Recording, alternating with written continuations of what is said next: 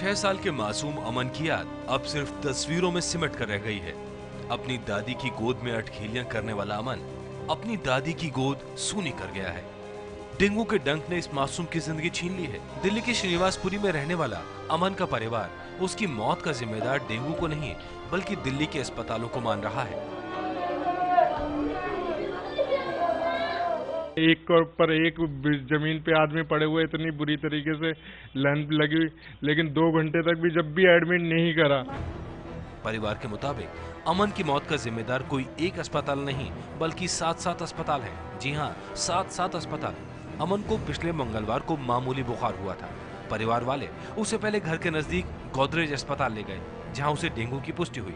इसके बाद परिवार वाले उसे लेकर सफदरजंग अस्पताल के इमरजेंसी वार्ड में गए।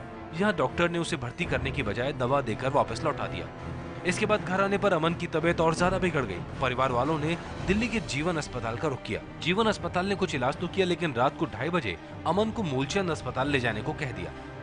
हमने पूछ के हाथ भी जोड़े, डॉक्टर साहब इस कब रात में हम कहाँ जाएंगे, तो मैंने सही समझाई, मैंने कह देते हमसे तो हम कहीं भी दिन में लेके चले आते, तुम्हारे बस की नहीं थी।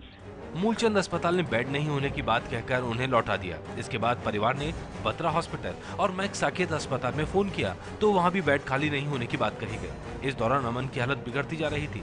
परिवार वाले फिर सफदरजंग अस्पताल अमन को लेकर पहुंचे लेकिन 2 घंटे इंतजार कराने के बाद भी भर्ती नहीं किया गया।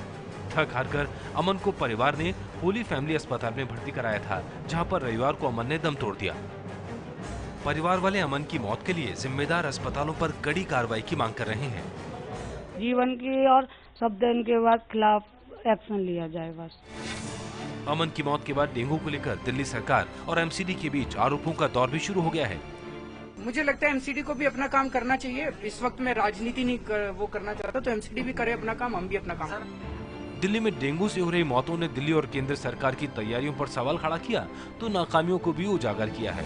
दिल्ली में पिछले साल जब इबोला के मामले सामने आए थे तब स्वास्थ्य मंत्री जेपी नड्डा ने कहा था कि हम पहले से तैयार हैं।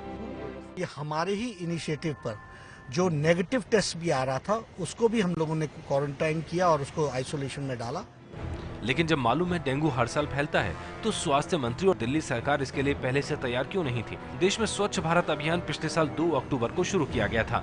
तब प्रधानमंत्री मोदी ने कहा था कि गंदगी की वजह से बीमारी होती है और गरीबों को आर्थिक नुकसान भी उठाना पड़ता है।